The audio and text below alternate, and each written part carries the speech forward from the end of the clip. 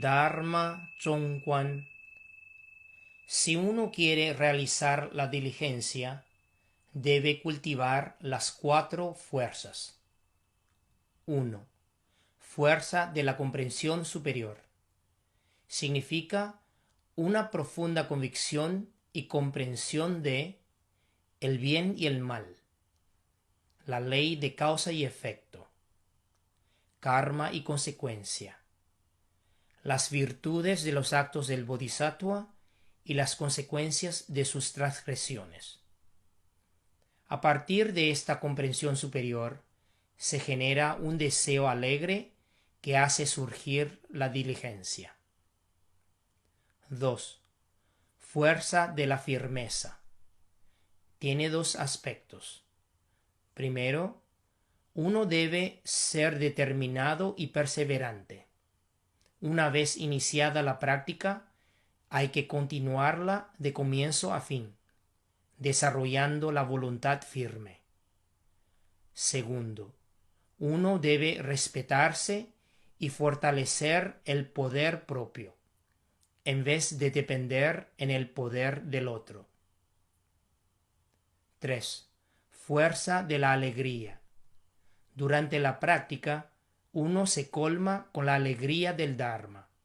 Se saborea esta iguaria deliciosa sin saciarse nunca.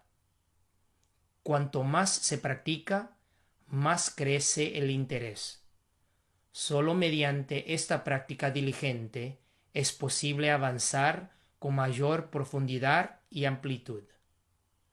4. Fuerza del descanso. Si uno está física y mentalmente cansado, necesitará tomar un descanso. De lo contrario, terminará por agotarse y esto causará un obstáculo para la práctica.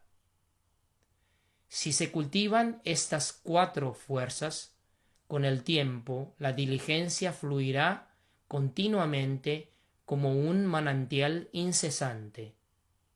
Vamos a desarrollar las 4 fuerzas para apoyar el paramita de la diligencia. Namo Pho. Ok, bueno, hoy les voy a leer Dharma Zhongguan en relación a las 4 fuerzas. Ok. Si uno quiere realizar la diligencia, debe cultivar las 4 fuerzas. Primero, fuerza de la comprensión superior. Significa una profunda convicción y comprensión de el bien y el mal, la ley de causa y efecto, karma y consecuencia, las virtudes de los actos del Bodhisattva y las consecuencias de sus transgresiones. A partir de esta comprensión superior se genera un deseo alegre que hace surgir la diligencia. Bueno, la comprensión superior, que es prajna, y además es prajna transmundano, es muy importante en la práctica de la diligencia. Por eso es una de las más importantes fuerzas para desarrollar, para ayudar a la diligencia. Mucha gente cuando empiezan en la práctica o son practicantes intermedios, empiezan a sentir que no le da ganas a hacer la práctica, que cada vez se da menos ganas de estudiar, de meditar, de hacer cosas. Es como si uno se va a ir perdiendo fuerza. ¿Y es por qué? Porque no tiene fuerza de la comprensión superior. Es decir, uno tiene que entender exactamente por qué uno necesita ser diligente con la práctica. ¿Por qué necesita hacer diariamente? Ahí, y cómo es el proceso de purificación del cuerpo, habla y mente. ¿Okay?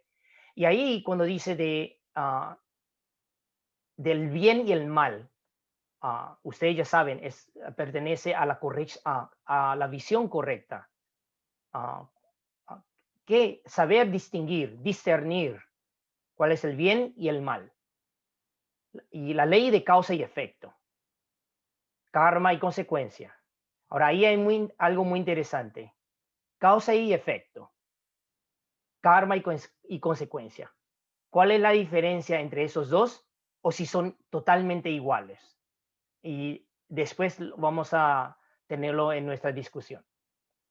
Y las virtudes de los actos del bodhisattva, es decir, las acciones del bodhisattva, qué tipo de, cuáles son las virtudes. Y si hay una transgresión, en vez de ser virtudes, hay una transgresión, entonces ¿cuáles son las consecuencias? Okay.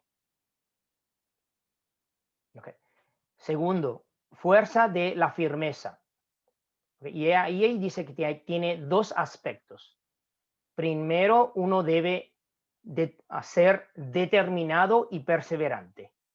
Una vez iniciada la práctica, hay que continuarla de comienzo a fin, desarrollando la voluntad firme.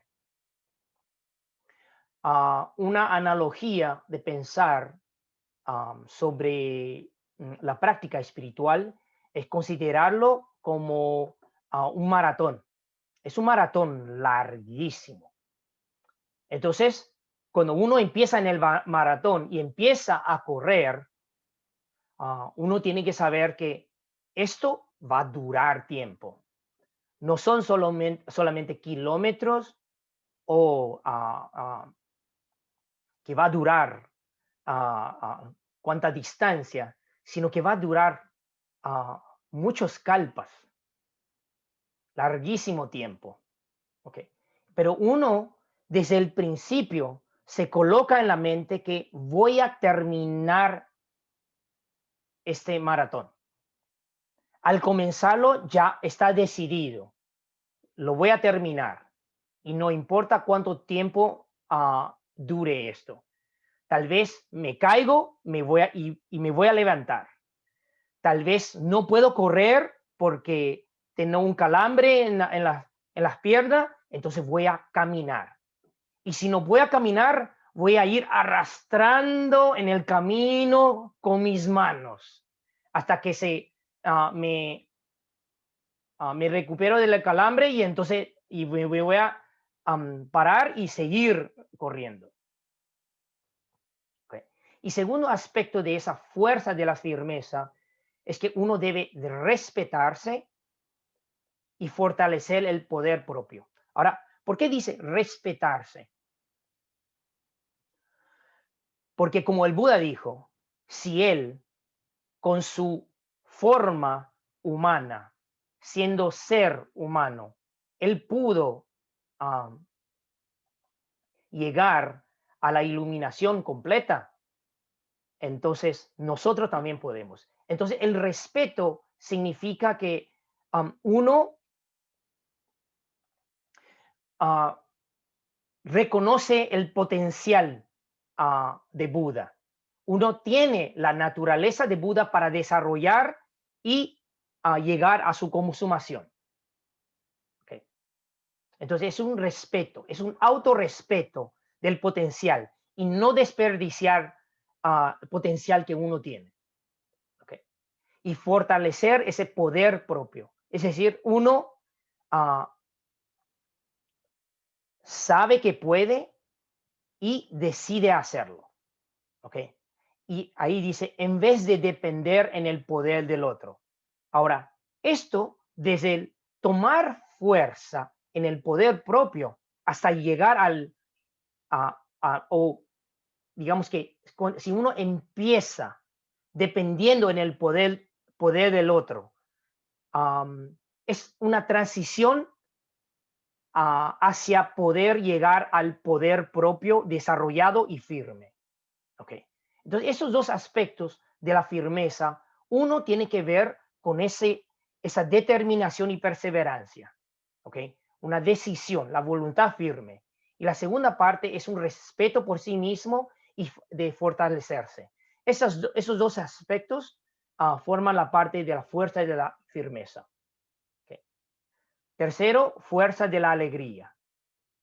Eso, durante la práctica, uno se colma con la alegría del Dharma, se saborea esta iguaria deliciosa sin saciarse nunca. Cuanto más se practica, más crece el interés.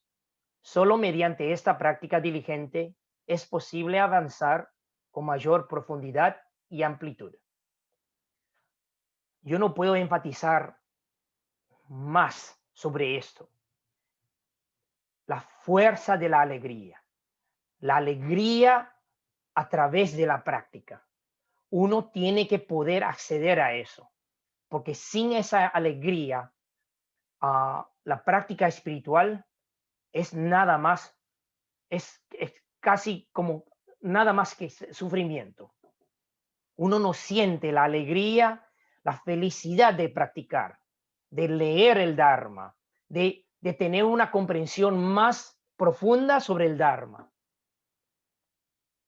Y esa alegría puede empezar en una forma muy como más mundana, en el sentido que uno se convence, tengo que hacerlo porque esto me va a hacer bien. Al principio todavía la alegría no es autogenerada. Esa alegría es casi un poco, digamos, brainwash, lavado de cerebro, y uno dice, no, yo creo que esto me va a hacer bien porque veo a las personas practicando y que ya han accedido a esa alegría de Dharma y les veo muy bien y son mis modelos, entonces yo también tengo confianza que puedo llegar. Y entonces, entonces uno se esfuerza para hacerlo, a la práctica. Y ahí llega a un punto que como llega a un nivel que pasa y ahí la alegría es autogenerada. Y se genera cada vez que uno lee el Dharma, practica el Dharma, habla sobre el Dharma, escucha el Dharma, cada vez que accede al Dharma. Okay. Cuarto es fuerza del descanso. Si uno está física y mentalmente cansado, okay. Ahora, esta fuerza del descanso es una fuerza muy importante. Es como uno tiene que saber cuándo a parar. Uno tiene que saber, como en corriendo un maratón, cómo tomar, ¿cómo se dice? A los pasos, el espacio, la velocidad de correr. Cómo uno corre en un ritmo que uno puede aguantar y sostener la energía. ¿Ok? Recuérdense, diligencia tiene otra traducción que es esfuerzo y otra traducción que puede ser energía. Pero es una energía incesante, continua, ¿okay? Como un manantial inagotable. ¿Okay?